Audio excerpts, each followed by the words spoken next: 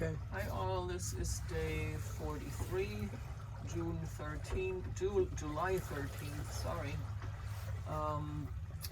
We are on our way from Flax Pond Beach to Little Bay, that's right above the East River.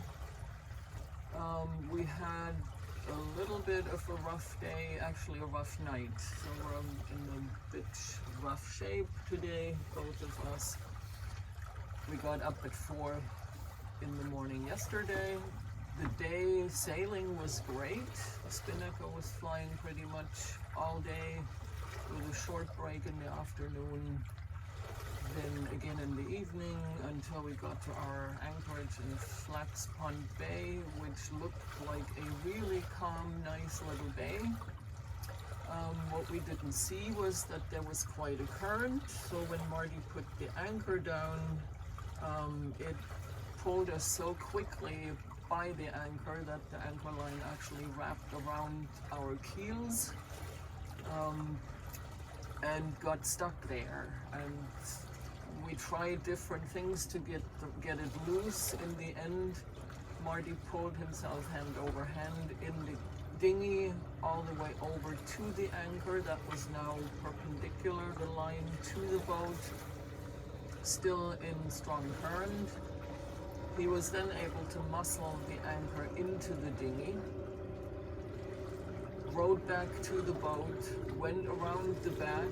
With that, the anchor line fortunately dislodged from around the keels and then dropped. That was really tight along the hull of the boat. And then he rowed away from the boat and dropped the keel in, dropped the anchor in so we would not drift away. When he was back on the boat, we then dropped the second anchor because we didn't know how well the first one had set. And then we thought we would get a good night's sleep because we now had 2 anchors that would keep us from drifting. And then the waves started.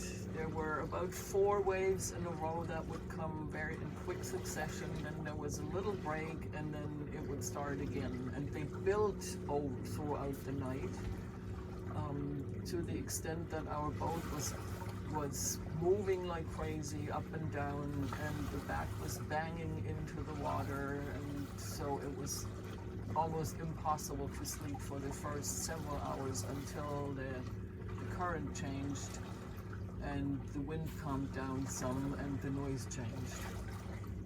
Then Marty had discovered, checking on the anchors at around midnight, that the boat had twisted around about twice or so the anchor lines were now entangled.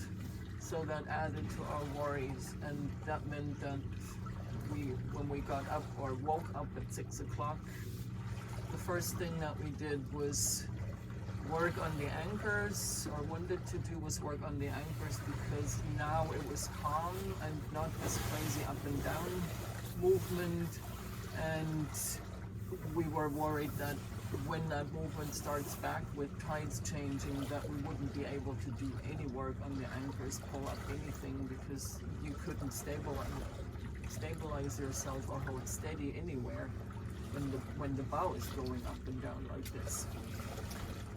Fortunately, throughout the rest of the night, the boat must have turned counter and disentangled the anchor lines except for one crossover, and when we pulled one anchor, we were able to pull it underneath the other anchor line. And so now we only had one anchor left, so we could have breakfast and then pull that anchor and get on our way. But all of that meant little sleep.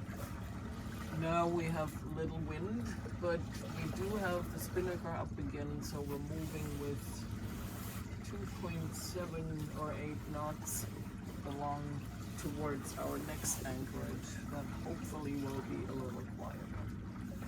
So that's it for today.